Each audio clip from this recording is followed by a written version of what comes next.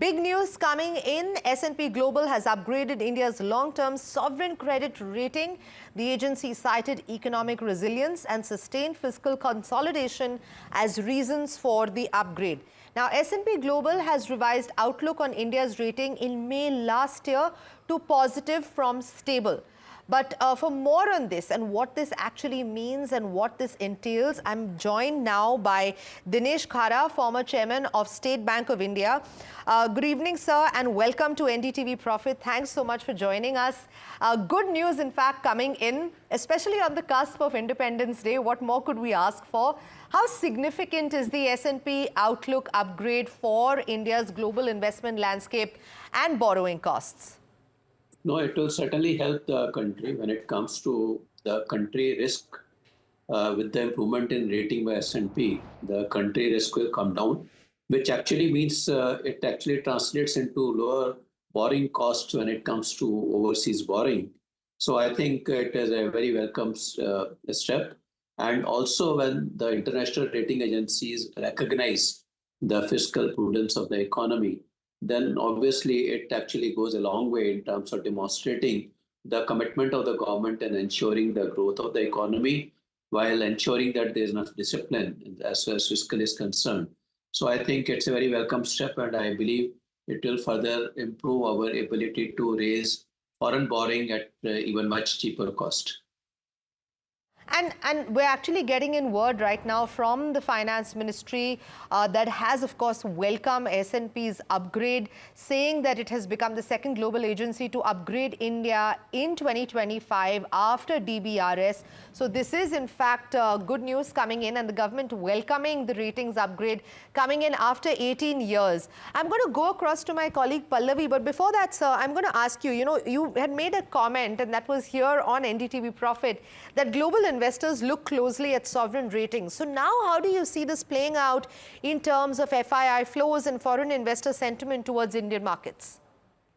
No, I expect that it should turn positive. And of course, there are multiple other things also which foreign investors invariably evaluate before they take the final decisions. But this is one of the very important factors which will certainly influence their decisions also.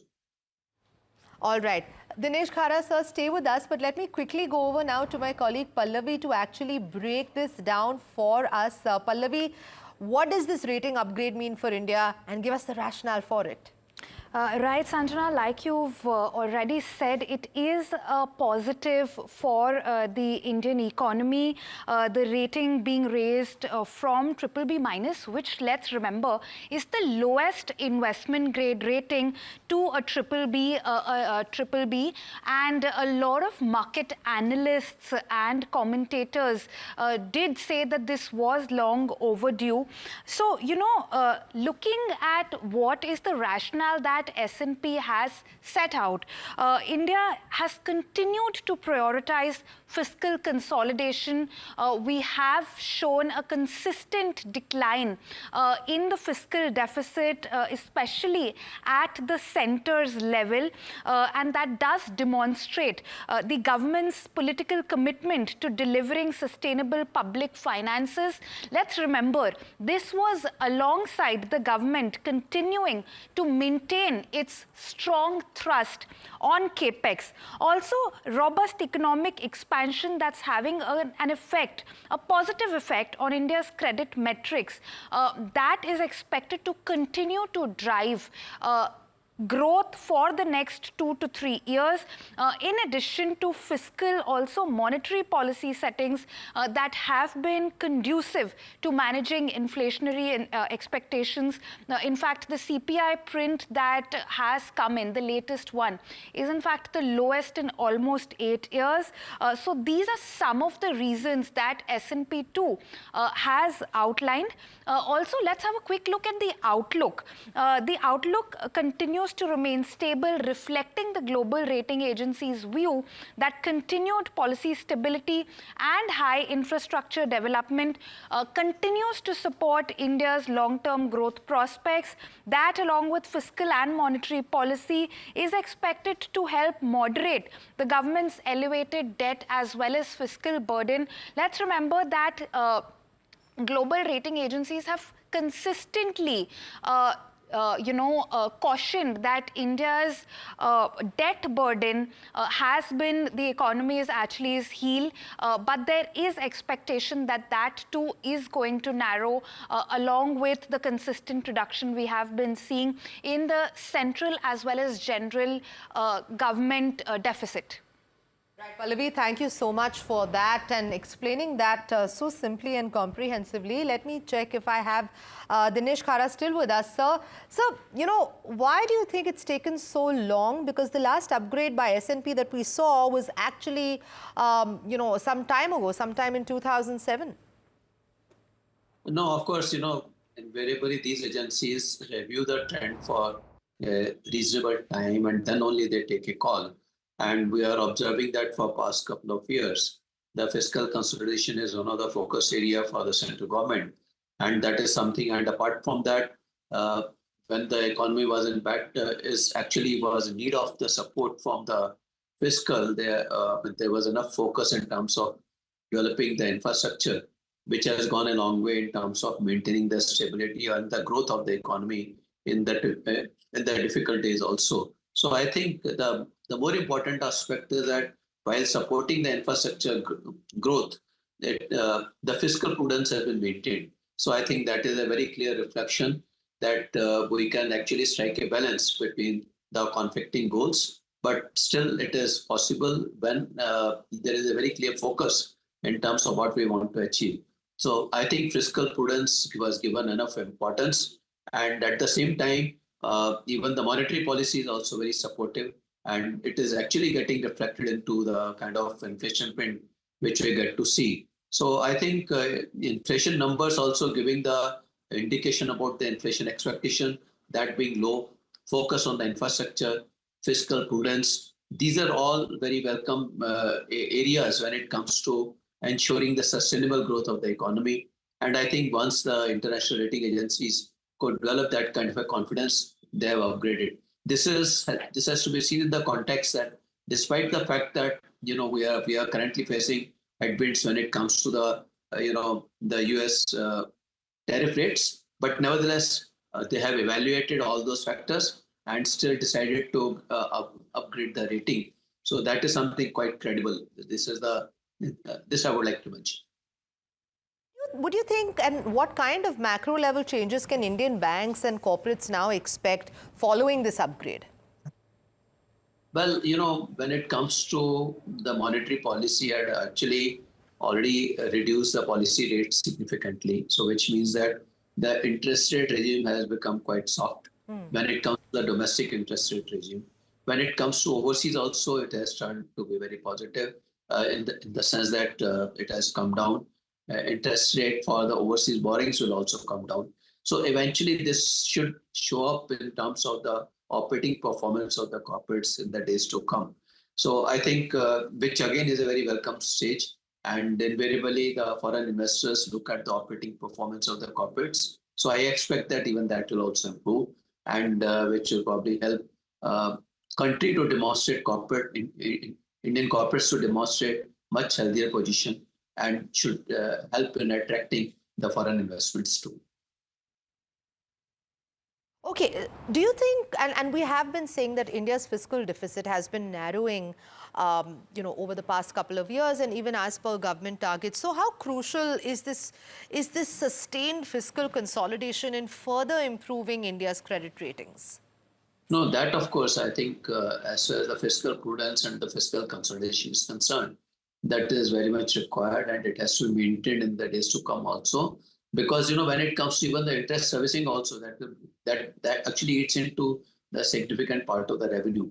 With the consolidation happening, that those resources would be available for encouraging the development of the economy also. So I think that is one of the very major focus area. And I would also like to mention that it's not only at the center level, there's a nudge from the center to the state governments also, that they should also follow the fiscal discipline. So I think eventually when we succeed in having the fiscal discipline, even at the state government's level also, that will further enhance the ability of the economy to perform better and grow even faster. Okay, does a GDP growth of 6.8% then in that case bode well for India's 2047 plan, would you say? Yeah, I would say that since, for reaching the kind of a developed state by the year 2047, we certainly need to step up the growth rate of the economy beyond 6.8. So I would say that the kind of fiscal prudence which is happening and the way interest rate regime is running soft, so this will eventually support our growth ambitions also, and we can move towards 8% plus kind of a growth rate in the days to come. I'm going to address the elephant in the room, actually, and something that I think has been on everybody's minds because of the recent developments in US policy that have caused a lot of uncertainty on India's trade relations. Do you think that there is material risk for that in India? See, as far as Indian economy is concerned, it is more uh, domestic economy. So I think, yes, there are challenges. I would not say that there are not, challenges are not there.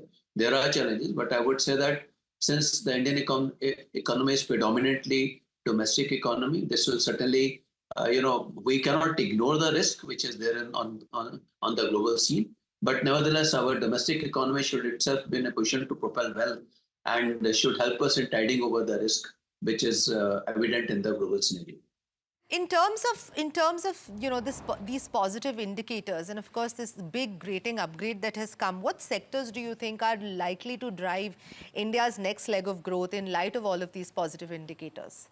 I think there is a lot of focus on manufacturing, so this will certainly help.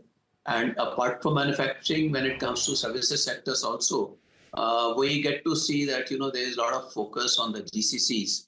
So I think even that will also help in terms of generating the export revenue from the services. And as far as the infrastructure is concerned, that is always having a multiplier effect, which is to the tune of almost about 3. So even that will also help in terms of the growth.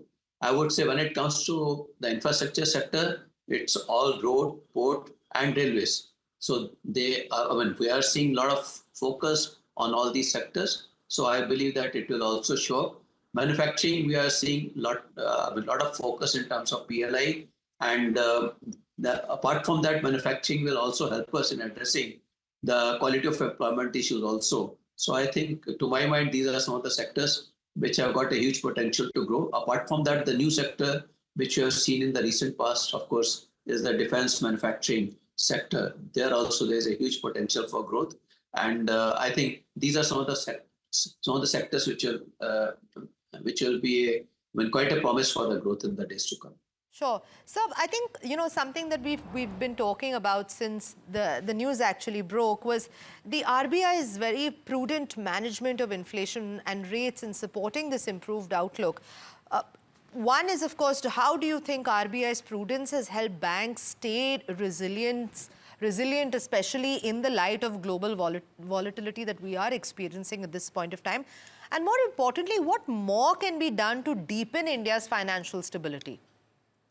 Well, I think when it comes to the financial markets, risk is a reality. And the engagement of RBI with the bankers helps them in understanding the risk. But being a regulator, they have got a responsibility to ensure that they should put the guardrails in place. And those guardrails actually help in terms of mitigating the risk also to a greater extent for the financial institutions. So I would say that it's more of a collaborative effort between the lending institutions and the regulator, which has helped in terms of achieving this kind of an outcome which we have seen. So I think going forward, I'm quite confident that these healthy practices will be adhered, and which will help us help the economy and also the financial institutions also to tide over the potential risk. All right, sir. And if I were to ask you, looking forward and your kind of outlook, what policy steps do you think are now essential for advancing towards an actual rating upgrade beyond, an outlook? I think for the time being, maybe we'll have to wait and watch, but we'll have to see that the performance which you have demonstrated in the last couple of years, even that should be sustained. So once that gets sustained, it will certainly help us in terms of, one, of course, retaining this rating, and then, of course, upgrading this rating also in due course. And do you think that coming to the trade negotiations, and I know that we actually addressed it, but then do you think that this could potentially put India in a better position to handle the trade negotiations now with a firmer rating? Well, I think there are multiple other factors also which are forming part when it comes to the trade negotiations. So I would not be in a position to really comment much on that. But yes, nevertheless, it is one of the factors which certainly gives the confidence to the other side also that I mean, when it comes to the counterparties, they will certainly be having confidence in the economy, and obviously it can help in sort of improving the trade terms to some extent. But yes, of course, there are multiple other factors which will be guiding the decisions relating to the trade negotiations. Dinesh Khara, former chairman of SBI, sir, thank you so much for your time and for answering all of our questions so very patiently.